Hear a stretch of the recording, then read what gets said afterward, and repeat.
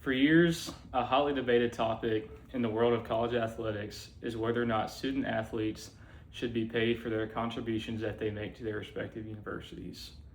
That decision finally came on July 1st, 2021, when NIL was passed, which stands for Name, Image, and Likeness. This allowed college athletes to be paid for jersey purchases with their name on it. It paid for inclusions in video games such as EA Sports College Football, as well as allowed student athletes to finally be in commercials. I'm sure everybody here has their own opinion on whether or not student athletes should be paid, as many see it as deriving from what we all know and love about college sports is the fact that they are students. But as I've done extensive research on the topic and consider myself quite the big fan of college athletics as well, I believe that all of our opinions should be taken into consideration, and that we should all know and collect the facts. So that being said, I believe that the government should intervene when it comes to the payment of NIL to college athletes, due to the fact that they could greatly help with establishing a fair spending cap for all universities. They could help establish collective bargaining for universities and their individual athletes, as well as ensuring the fair spread of funds across multiple athletic departments. So, starting out, what is the government currently doing? The government is currently in the process of trying to pass the Protect College Sports Act, which, although not directly tied to NIL, it does have some effects that tie to NIL, such as only allowing one transfer for each student athlete, and each additional transfer would result in a 1-year sit out for that upcoming athletic season. They also would have 5 years to play 4 seasons, allowing for 1 red shirt. There would be no coach poaching, which is pretty fun to say, which we saw this past season in college football with the likes of Lane Kiffin leaving for LSU before Ole Miss's season was finished, and no allowing players that have turned professional to come back to college, which we saw with Alabama men's basketball player Charles Bediako. They're hoping to make a stability bill, not an NIL bill, which I said at the beginning, this does not just concern NIL, but a greater trend as a whole, which has resulted since NIL has been put in place around 5 years ago today.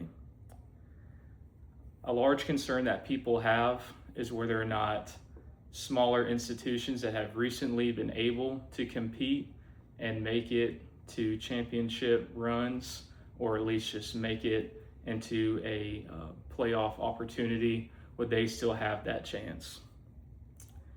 So, according to Dan Murphy of ESPN in his May 2026 article, he states that it would make it nearly impossible for schools outside of the Big Ten and the SEC to compete. That being said, it would create a much more stable and balanced opportunity for those bigger schools to have an even playing field. Moving on to collective bargaining. What is collective bargaining? In their July 14th, 2025 article, Justia describes collective bargaining as the process of formal, legally mandated negotiation between a league's player union and the team owners. One solution that people think that they have in fixing this collective bargaining is describing or making the student athletes designated university employees.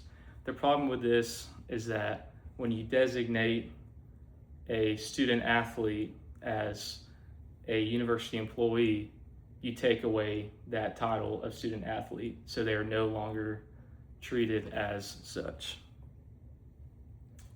One example that is being used to help solidify this collective bargaining is California's Assembly Bill 1340, which allowed ride shares to unionize while still being classified as independent contractors.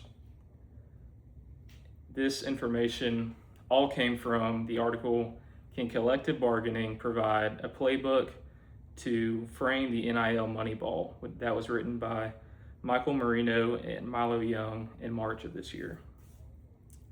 Lastly, the fair spread of funds for all athletic departments. So when that is brought up, the first thing that I'm sure comes to a lot of people's minds, at least mine, is Title IX. How do we ensure that each school department for each sport is treated fairly when it comes to the distribution of NIL funds? We don't want to see smaller non-revenue sports such as swim and dive or equestrian be eliminated just because that they weren't given the funds that they needed to survive in this new age of college athletics. So schools may still face future litigation over how they distribute NIL funds, according to Darren Gibson of NACUA in his April article from this year. What that means is that if schools aren't properly spending these funds to go towards all these different athletic departments, that they could face some sort of repercussions. People are concerned about, as I stated, non-revenue sports and women's sports getting cut. Ensuring the fair distribution of these NIL funds would help eliminate that concern. So today we have spoken about why the government needs to intervene when it comes to how NIL has affected the college athletic landscape. They could help create a fair spending cap for all of the athletic departments in the country. They could help establish collective bargaining agreements, and they could help with making sure that all funds are spread out fairly across different sports to make sure that no one gets left out. I'm sure that everybody here, as I said at the beginning, has their own opinions on this, how players should or shouldn't get paid, but I'm sure anybody here that cares about the current state of college athletics and the future wants to see this get reined in. And whether you think that could be done by the government or not, I think that is the best case. Thank you.